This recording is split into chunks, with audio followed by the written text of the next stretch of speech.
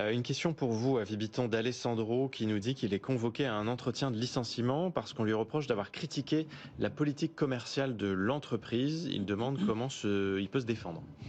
Alors c'est le moment de l'année où ce genre d'incident peut se produire, puisqu'effectivement, on est en début d'année, il y a les évaluations annuelles, l'entreprise annonce une nouvelle politique commerciale et ça peut Oui. susciter légitimement des critiques. Bon, ce qu'oublient souvent les entreprises, c'est que le salarié a une liberté d'expression dans l'entreprise. Je veux dire, tant qu'il n'injurie pas, qu'il ne dénigre pas, il a le droit tout de même de critiquer, dans une certaine mesure, exprimer son désaccord. Et c'est ce qui permet souvent à l'entreprise de prendre la température, le climat social, d'avancer, d'évoluer. L'employeur peut pas Et inscrire dans son contrat de travail qu'il n'a pas le droit de dénigrer ou critiquer l'entreprise. alors, Ça n'existe pas. en dehors de l'entreprise, à l'extérieur, évidemment, il y a une obligation de loyauté. Ah oui. Mais en interne, Mhm. il y a une liberté d'expression. On a le droit de laver son linge sale en famille.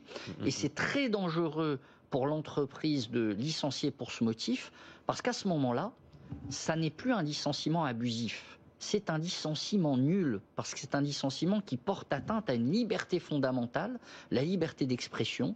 Et à ce moment-là, tenez-vous bien, le salarié peut demander déjà des dommages et intérêts qui sont déplafonnés, il n'y a plus de barème Macron, etc.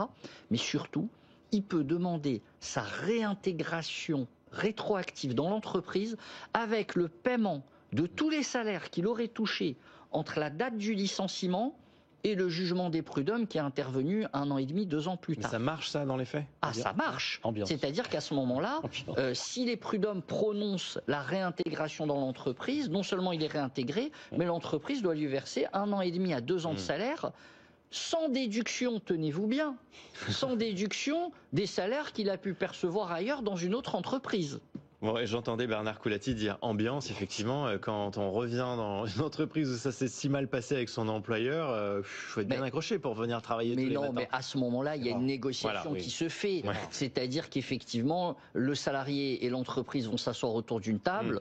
Le salarié va présenter l'addition en disant moi j'ai un jugement qui est exécutoire, vous me devez 2 ans de salaire. Est-ce que vous voulez vraiment que je revienne ou est-ce que vous voulez négocier à l'amiable un petit supplément? Donc ça peut donner lieu à des très belles négociations, effectivement, quand l'entreprise commet cette erreur de licencier un cadre en raison de sa liberté d'expression.